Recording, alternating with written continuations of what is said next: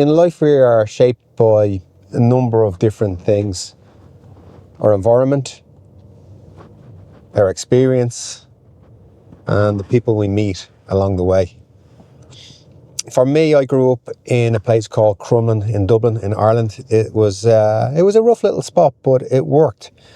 You know, if you wanted trouble, you could find it. If you didn't want trouble, just keep your head down. And that was it. So everybody knew their spot. And there was a hierarchy involved. There was a system involved.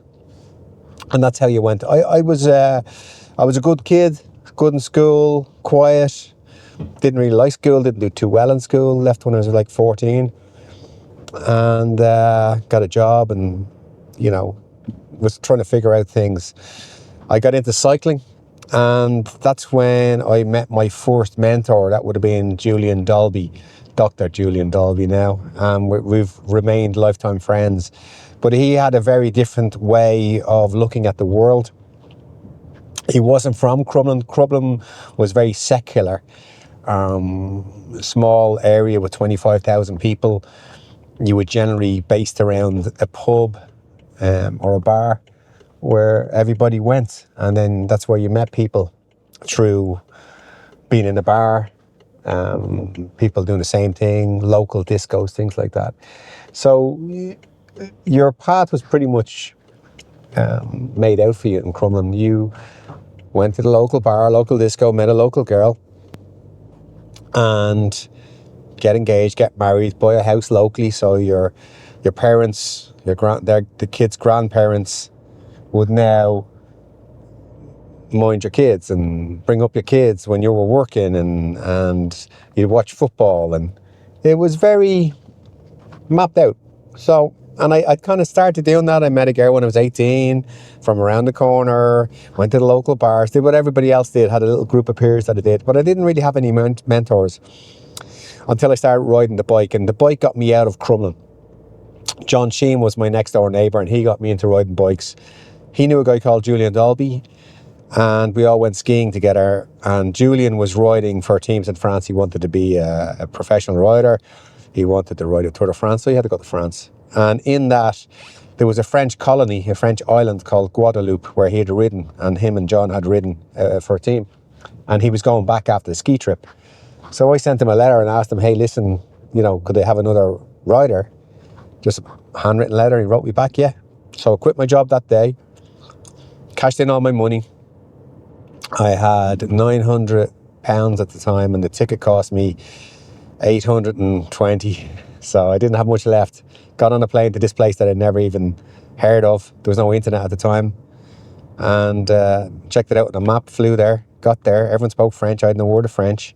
And without him knowing, he taught me a lot of things, because I didn't know about a lot of things, because I was very wrapped up in the spot that I lived in. He knew about world travel. He was a Protestant. His parents and grandparents travelled the world. He knew about books. He knew about encyclopedias. He was well read. He knew about food. He knew about training. I didn't know about any of these things. And in the time we were there, I learned a lot from him. I learned how to speak French. And he was my first mentor. Later on in life, when I finished with riding the bike, I was a little bit lost, didn't know what to do, and I'd no one. So I ended up partying, I ended up hanging out with a bunch of people, taking drugs the weekend, getting lost in that whole scene, the rave scene in the late 90s. And I always wanted to do martial arts, and I'd been going to get Chinese medicine acupuncture, and my acupuncturist Nin recommended I go and try Tai Chi, which I did. And I was doing Tai Chi for about a year, and they were bringing a grandmaster over from the UK, Chinese guy, John Ding. And it was in a place called Bujiken Brian Dojo. And I had no idea what that was until I went in. And when I went in, it was a place that was like full of knives and weapons. And as a kid, there's not a photograph of me as a kid without a Bowie knife in my hand. I always loved knives. I always loved weapons. I always loved swords. I was drawn to it.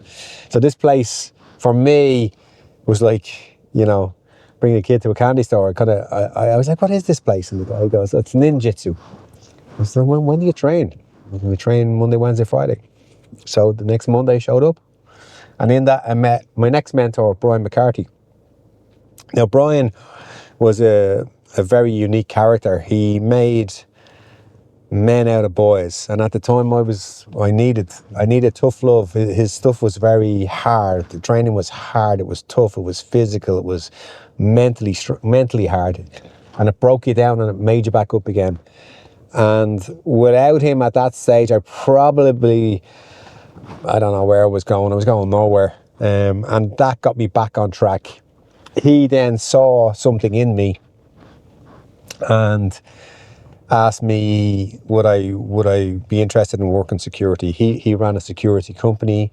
He had a couple of doors that he ran. He also did bodyguarding. So I started working on doors. The first job I did was in a comedy club, and I remember thinking, I'm not a big guy. I was probably about 72 kilos, 5'8". I was just like, I remember not sleeping 2 nights beforehand for my first night. It was just like, it terrified me. It just terrified me. But I stayed in it and I did the job for 15 years.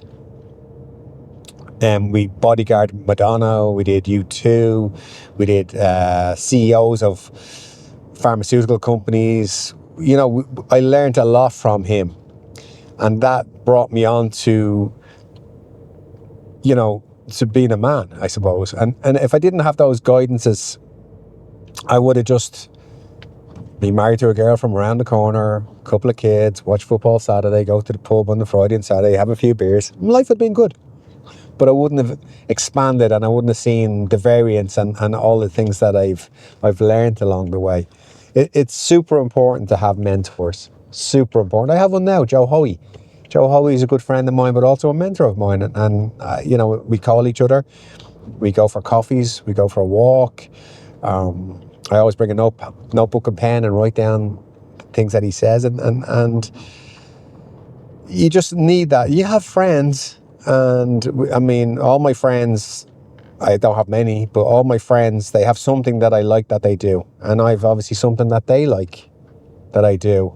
And in that, it brings you to learn what that thing is that they do well, and that's what I find about friends. They just do something nice, and I want to learn how they do that. But with mentors, in your life, you're going to have ups and you're going to have downs. There's going to be great days and there's going to be shit days. And, it's okay. The great days, don't kiss yourself on too much for the great days, and don't be too hard on yourself on the bad days. And people are always saying, like, I need someone to talk to on a bad day, but you also need someone to talk to you on a good day too, because there's periods where you're just going to be on it. It's just going to flow. Everything's going to happen for you. It's just going to be like you pull up outside the fucking shop. There's a car space. Everything is just. You're on it. But you also need someone to guide you when you're on it, not just when you're in this shit and you're like, oh, help me, what do I do? You need someone to help you when things are good, as well as all the in-betweens. Me, with my years of wisdom, I run a small little group. I look after a few group of men that need that little bit of guidance, but also accountability, and also the tools in order to carry out your daily practice. You have to have some sort of accountability. You just can't wake up in the morning and just fucking fall into the day. There has to be a plan. There has to be something that's formal. There has to be something I want to achieve. My latest one was I actually listened to Tony Robbins the other day, which was very interesting. I met him, and I had the luxury of sitting with him for a couple of hours with 2 or 3 people one time. So I met him on a personal level, and I've always found him very interesting, So I think with him, he has some great little tools that he implements with people. This one was, people write down what they're happy for during the day, and I'll leave you with this one. But he was, what are 3 fantastic things that happened to me today? And you kind of think, well, nothing really fantastic happened to me today. No, there is, but also you have to seek things that are fantastic, because that night you got to write them down, and that's the magic in that. Whereas if you just go ask somebody at the end of the day, what fantastic things happened to you today? Well, none really. Just went to work, came home, had a coffee, went to bed. None really fantastic. But there's a lot of things that are just fantastic. The fact that you're alive, the fact that you can drive a car, the fact that you're not worried about your credit card or your debit card being refused at the checkout. All those things are fantastic, So look to do more fantastic things so you can write about them at the end of the day. Get a mentor.